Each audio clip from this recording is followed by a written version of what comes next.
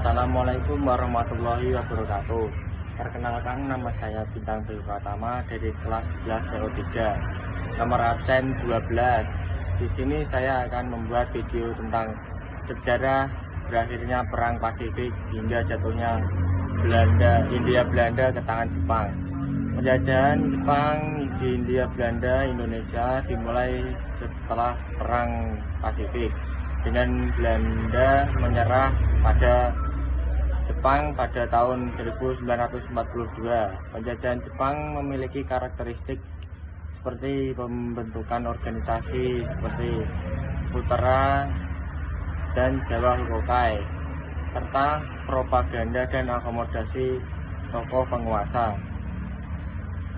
Dampaknya meliputi bidang politik, ekonomi, sosial, dan budaya, dan dampak negatif seperti kemiskinan dan kelaparan. Strategi bangsa Indonesia untuk menghadapi penjajahan meliputi kerjasama dengan Jepang, namun juga adanya perlawanan secara diam-diam. Berakhirnya Perang Pasifik hingga jatuhnya Hindia Belanda ke tangan Jepang. Perang Pasifik merupakan bagian dari Perang Dunia II yang melibatkan Jepang dan sekutu di kawasan Pasifik. Serangan Jepang ke Hindia Belanda. Jepang menyerang dan menduduki Hindia Belanda Indonesia pada awal tahun 1942. Setelah menyerang Pearl Harbor, penyerahan Belanda menyerah kepada Jepang pada tanggal 8 Maret 1942 di Kalijati, Subang, dengan perjanjian tanpa syarat. Penyerahan ini dikenal dengan Perjanjian Kalijati. Masa penjajahan Jepang. Masa penduduk Jepang di Indonesia dimulai pada tahun 1942 dan berakhir pada tahun 1945 dengan proklamasi kemerdekaan Indonesia. 2. Karakteristik penjajahan Jepang Indonesia. Bentuk karakteristik: Pusat Tenaga Rakyat atau Putera.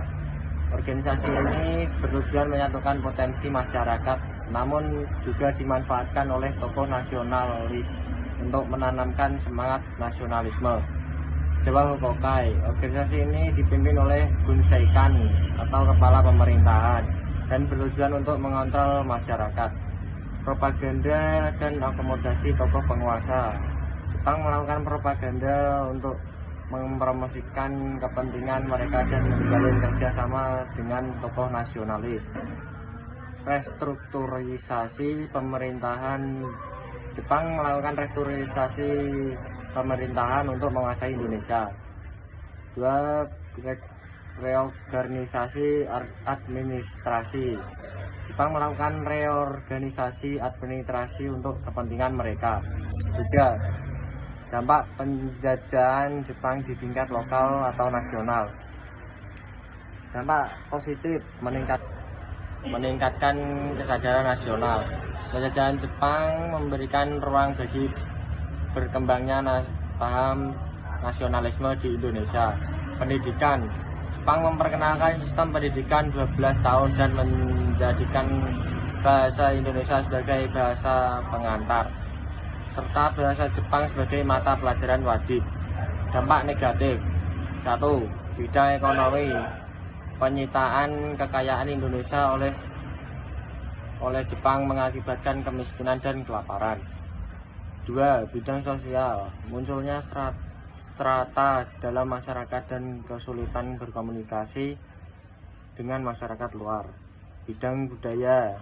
Pelarangan kebudayaan barat dan penekanan terhadap kebudayaan lokal. 4. Kerja paksa Romusa. Jepang melakukan kerja paksa terhadap rakyat Indonesia untuk kepentingan perang. 4. Strategi bangsa Indonesia dalam menghadapi penjajahan Jepang. Kerjasama. Beberapa tokoh nasionalis menjalin kerjasama dengan Jepang, seperti Soekarno dan Hatta, dengan harapan dapat mempercepat kemerdekaan. Perlawanan. 1. Perlawanan secara diam-diam. Beberapa tokoh dan kelompok melakukan perlawanan secara diam-diam terhadap Jepang. 2. Perlawanan militer. Perlawanan militer juga dilakukan oleh beberapa kelompok seperti perlawanan di Pati dan Brebes. Menggunakan organisasi seperti Putra untuk menanamkan semangat nasionalisme dan mempersiapkan kemerdekaan. Menggunakan pendidikan, generasi muda memanfaatkan pendidikan militer yang diperkenalkan sebagai Jepang untuk mempersiapkan kemerdekaan. Sekian video dari saya. Terima kasih. Wassalamualaikum warahmatullahi wabarakatuh.